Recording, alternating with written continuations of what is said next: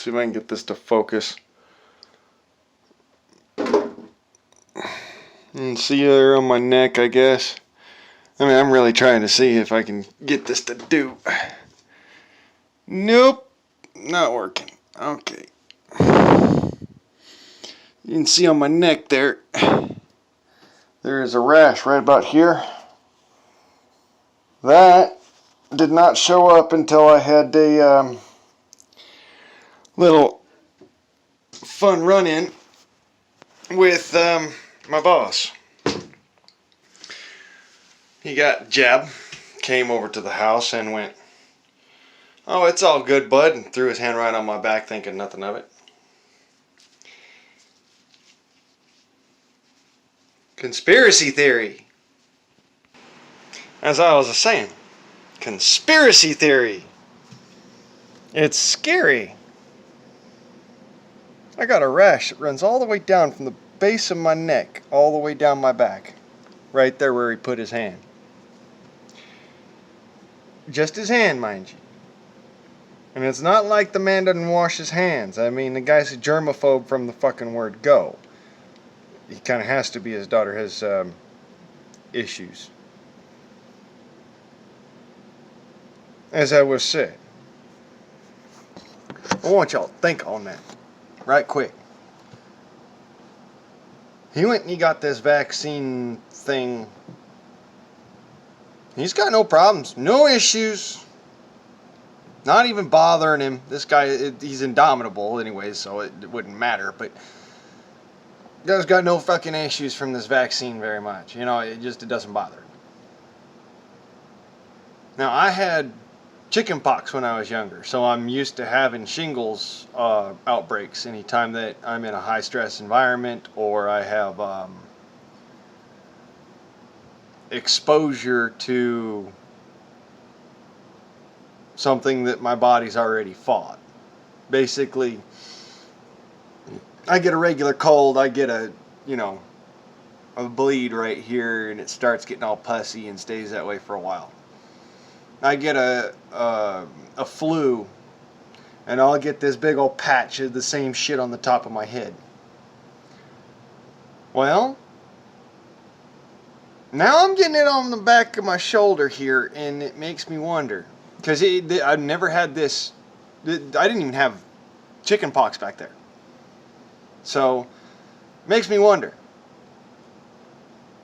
Because I'm very well able to contain the shingles virus and, not have to deal with it all that much. I'm actually really good at, treating it and whatnot. To the point where people wouldn't actually think that I have the shingles virus in my body. It's actually not visible. I wash the shingles area, the blister area, with Listerine. That's actually what Listerine was first created for washing surgeons' hands before they would go and work inside the body, because they were all non-toxic materials that the body could rid itself of. And at those times they used things like mercury and alamide and shit like that. So, you got to remember, that was the clean version. None of this shit about soap and water. What was that? Soap was something that you used in order to get dirt off your body or out your clothes. There was no antibiotic, anything. They didn't know what biotics were. I mean, they did, but they didn't in the old days when all this shit came about. And the first hand wash for surgeons and analgesic for surgery was mouthwash. It was then taken by a dentist and turned into something that would cause, it was as an oral debriding agent, which is basically it takes and cleans your mouth. Takes all the crap that's built up in there and just kind of dissolves it. That's the whole idea. Anyways, so flash forward to these days, And I learned a significant trick when it comes to something like shingles virus or cradle crap or let's see here, what else does it work for? Heat blisters, although I wouldn't use it on burns because it can be very violently painful for burns.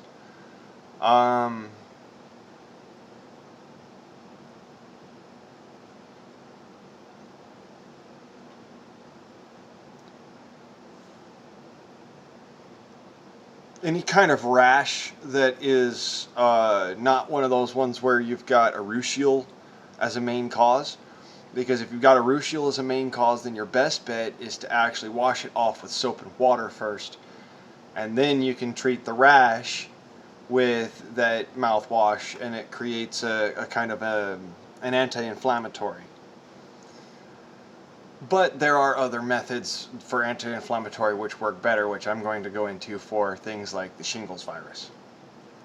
So, as I said before, I've had this virus since I was a little kid. I know how it is when I get an outbreak of shingles and what causes that. So, let's say I got an outbreak of shingles. What do? Well, first thing I do is I reach for my Solve. All right. That's this stuff right here.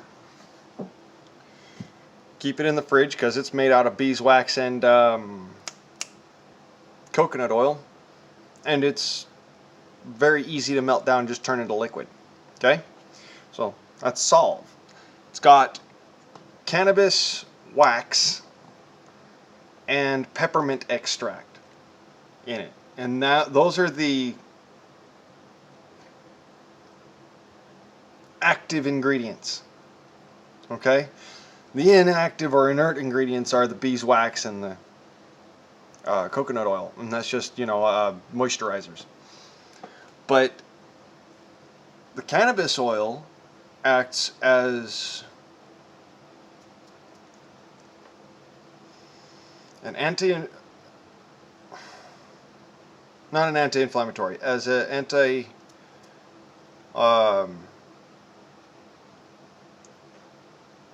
it works for killing pain. We'll just say that. All right, it's not inflammatory pain. It's more like well, in that sense, it is an anti-inflammatory. So, anyways, it is an anti-inflammatory to an extent.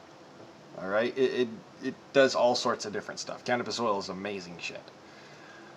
Peppermint oil works extremely well as an analgesic and as a non-propagant, which means that it inhibits or retards the ability for bacteria and microbes to grow, to reproduce themselves. So that's what you're using the peppermint oil for, is for killing off anything that might be trying to grow and eat on the lipids and the rest of the oils. Beeswax happens to have quite a bit of medicinal property, even though people don't realize it. It's not just good for your skin, it's not just good for your hair, okay? It's good for your digestive tract. Believe it or don't, it can actually be good for your digestive tract. It can also cause blockages, so don't eat too much, A small little piece is sufficient. And this is all knowledge that my daddy gave me, all right? So, mind you, I'm not the one who's actually got anything to say in this stuff. I learned all this from my dad. Any Hoosiers. This stuff right here is what I use for beating that rash. Now, that being said, this may not always do it. So if whichever you've got, tea tree oil sometimes works, but whatever you've got, and you need to think along those lines of anti-inflammatory and antimicrobial. Now, another good thing about coconut oil is it's naturally antimicrobial. Okay? So,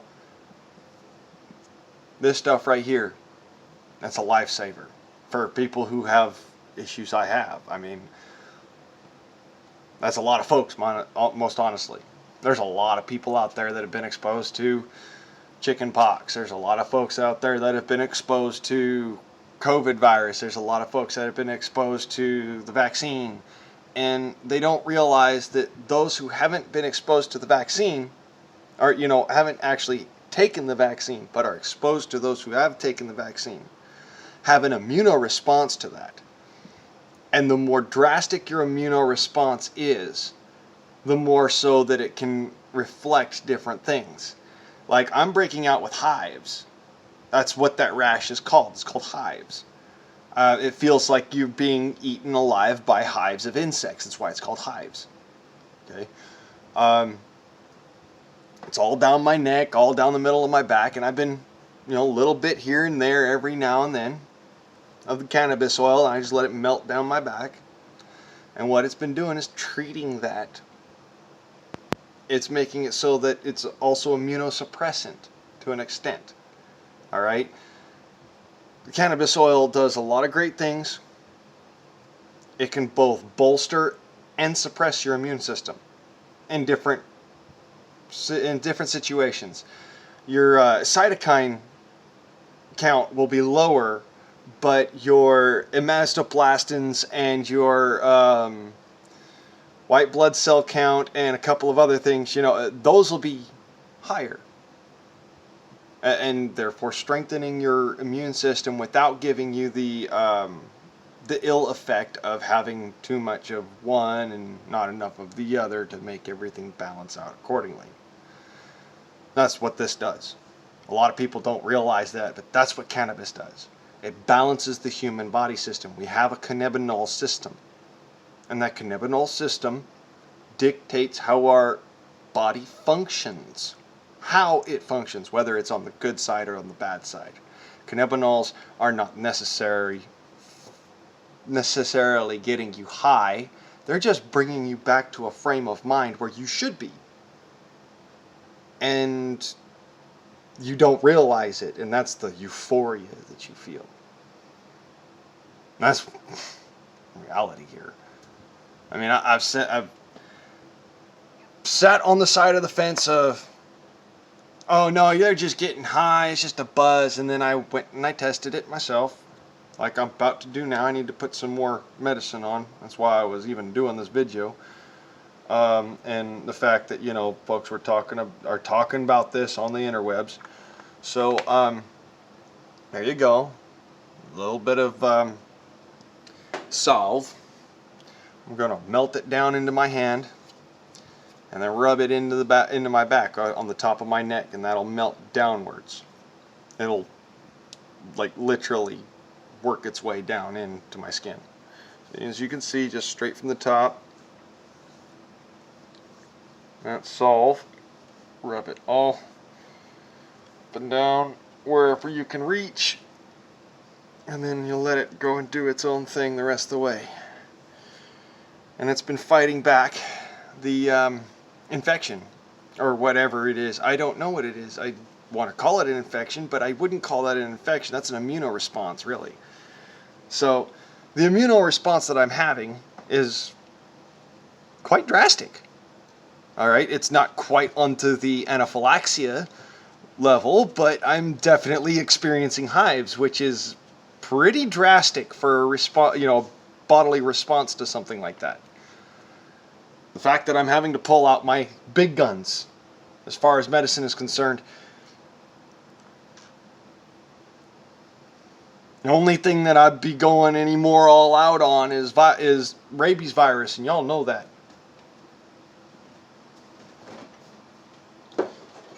So anyways, simple Solve. All you need is a couple of tablespoons of good old coconut oil, a tablespoon of, a teaspoon of beeswax, and probably approximately about 2 to 3 grams of cannabinol wax, and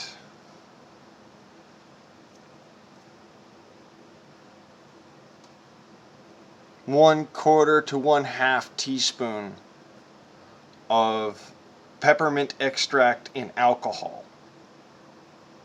Okay, you can get it anywhere at any store, McCormick's, that's what you use, all right? Very simple, very easy to do. Now, that in direct inference is why I'm not running to the hospital right now going, "You've got to start, you got to do something, oh my God, I'm dying." No, it's because perfect confidence. I watched this cannabis be grown. I watched it be made into wax. I made the medicine. I know it works. And here's the really beautiful thing of it. It's not gonna give me hives like your shit ass freaking shedding's been doing. And that's what I'm gonna say about that. That vaccine is a problem. It is not a solution. It is a solution in search of a problem that has not actually been a problem. And how do I know this? Well, let's see here. I didn't have a shingles response, to COVID-19, to the actual virus. I didn't even have a shingles response to that. Runny nose, sweats, smelling like death, yeah. Coughing and wheezing because, it was a little hard to breathe, yeah. Not shingles response. Shingles response from the vaccine. From being around people who have had the vaccine. I can't have the vaccine. I'm allergic to bee venom. And bee venom, as anybody who actually does, apiology, and that's a liposomal RNA protein. What is the vaccine? Colloidal liposomal RNA protein. What's the difference? One is coded a different way on the inside with the RNA. So what does your body do when it responds to things like this? Sometimes, like per se for people who are allergic to bees, you have an immunoresponse, an anaphylactic immunoresponse. This is the immunoresponse to the shed that my boss gave off, okay? Literally. That's the shedding. Him just putting his hand on my shoulder. Just, it's all right, bud. Literally. Just touching me. After having that vaccine, I am deathly allergic to bee stings. Deathly allergic. It will cause me to go into anaphylactic shock. Case in point, my skin reacts instantly to it being on someone's skin. Instantly. This was there the day he showed up. Like about 5 minutes after he put his hand on my shoulder, it was burning and itching like fucking crazy. I washed my clothes down to the point where I'm wringing it out by hand. I can't smell any freaking detergent in it. That's literally how much I have to wash my clothes because how allergic I am to just about every fucking thing. So when I say that I know it's not my clothing and I know it's not the fucking detergent, let me show you the detergent. There's your detergent. That's literally what I wash my clothes with. Good old Green Dawn. This is my point. There is only one thing that could have caused that reaction. I'm very good at chasing it down because, let's be clear, I'm allergic to just about fucking everything. Pineapple juice, fucking grass. I'm allergic to grass on my skin. I'm allergic to urushiol oil. I'm allergic to freaking bee venom. I'm allergic to snake venom. I'm allergic to a couple of different types of plant toxins. I'm allergic to, of all fucking things, dandelions. I'm actually allergic to them. I'm just not deathly allergic to them. I can eat them. I can be around them. I can drink dandelion wine. But the pollen will cause me to have a huge breakout, and just my sinuses get all swollen, my face will get all puffy and turn red, and I'll look like a baboon. So, dandelions. I'm literally allergic to fucking everything.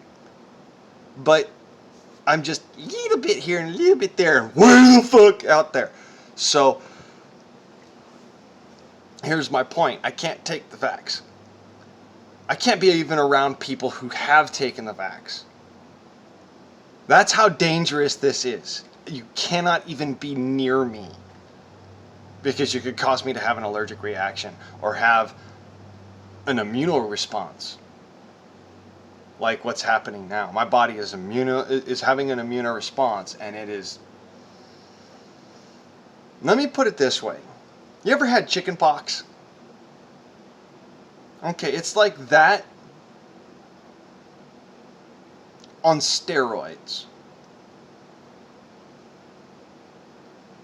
You want to scratch so fucking bad, but you know that you don't want to scratch so fucking bad because it could really fuck your day up. This is what I'm trying to point out about that vaccine. It is absolute death. Anyways, thanks y'all listening to my rant and whatnot. I appreciate you. And y'all have a good day. Y'all taters, let me know what you thought down in the commentator section below. And I love you.